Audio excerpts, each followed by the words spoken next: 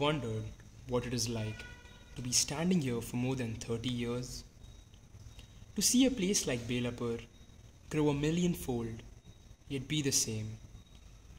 To see some of my friends, family, neighbors and relatives be distracted, some shifted, some standing right here with me throughout the time. A lot has been said and done. A lot has been implemented and withdrawn. Many people who watered and cut me down for theirs and my betterment. But here I am, hale and hearty, at Belapur, telling my story loud and clear. I am too old to narrate my entire story to you. But since you must be wondering, what is it that has kept me green like this since so many years? Some of my people who've stood by me throughout will tell you the reason of my well-being. Now we are going to interview Mrs. Marie's Lobo, who will tell us how she separates her wet and dry waste. Okay, Edmund. The basic thing is now when I cook, I separate all my dry waste goes into that. Okay, and my wet waste like vegetable peels and onion peels and this thing, fruit peels, I just throw it into this convenient box which I have placed in my kitchen. Once a day, I carry this box into my garden where I have a special device where this converts the wet waste into. Start. As you can see, I have these two rotating drums. Okay. At any given point of time, I keep throwing my garbage into one drum and the other one is kept stationary. So for a whole month, I use one drum. Okay. And what I do is daily, I open this drum and I empty out my wet waste into this drum. Okay. After doing this, I close the drum.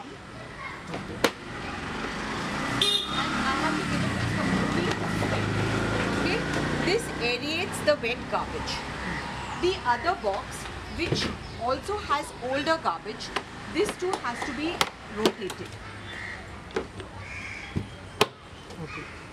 Okay, this also has to be rotated.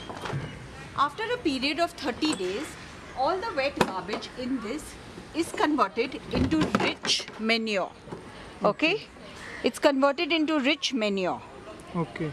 This manure is absolutely benefiting all my trees here, and you can see the amount of fruit trees gives in abundance. So today I am going to interview Miss Wendy, who loves birds, and she will tell us what she does for them. Alright, so Edmund, as we know that today the population of sparrows are really reducing and we have so few of them on our windows chirping for us. So I have this new innovative method of this beautiful bird house for them. So basically the birds come here whenever they are nesting and they live here. It protects them from all weather conditions, the heat and the rain, as well as from predators like the crows who try and steal their eggs. Yeah. Today we are going to meet Mr.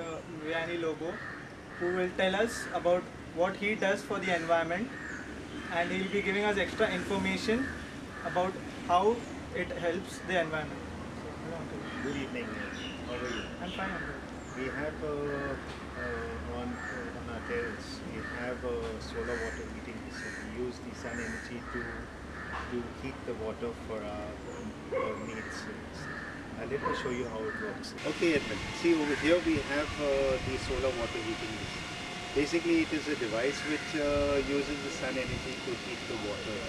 This is normally placed in a north-south direction. So the sun, when it rises in the east and goes to the west, it covers the entire.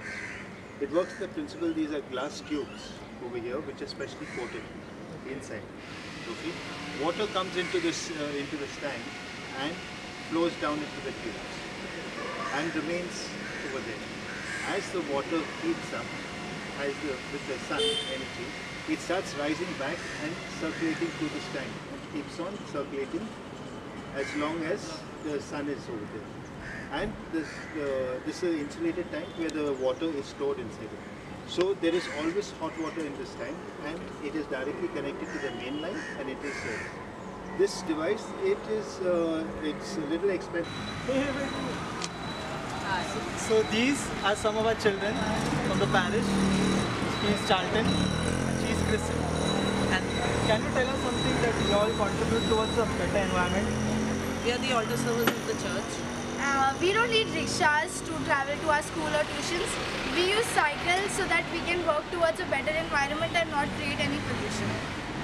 Auntie Claire, and she animates in most of our zonal communities. And she can, Auntie, can you tell us some of the things that you do to preserve the environment? Yeah, you see, formerly when we used to have our parties, we had little lunches and dinners to bring the people together. And then we used to have it, we used to use paper plates, paper bowls, and things like that. And we realized the next day the whole area was full of garbage. The dogs had attacked it, the whole place was full. And those silver foil plates that we use, I don't think they degrade very easily or very quickly. So because of this now, what we have discussed in our community, and we have found out, we have gone ahead and we have bought plates, glass plates, china plates, to conserve the environment. We bought china plates and we use plates. Of course, it's a little bit difficult for us because we have to wash it. But it doesn't matter. If the environment is safe, we use plates, we use spoons, everything that we get, that we don't have to throw out. No plastic, no paper, nothing.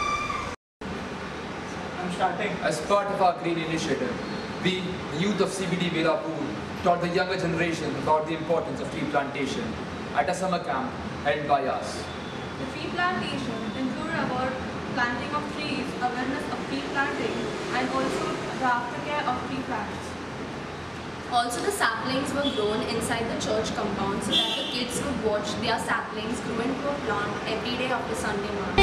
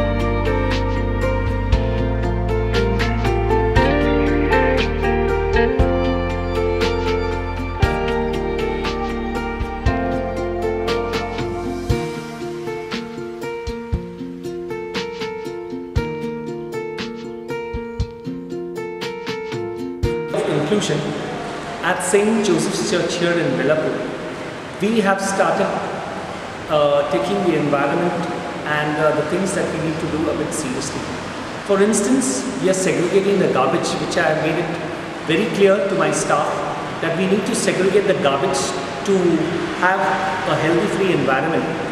We also are recycling paper. We make sure that we use the reverse side of the paper and see that nothing is wasted. So also with the envelopes, we make sure that whatever envelopes we receive from outside, the thing is recycled and we use it back again. One of the other things that for my part that I do is I do a lot of cycling. I like to cycle simply because from our part it's one way to protect the environment by seeing that we don't pollute. So therefore I cycle around this area to make sure that I keep myself fit.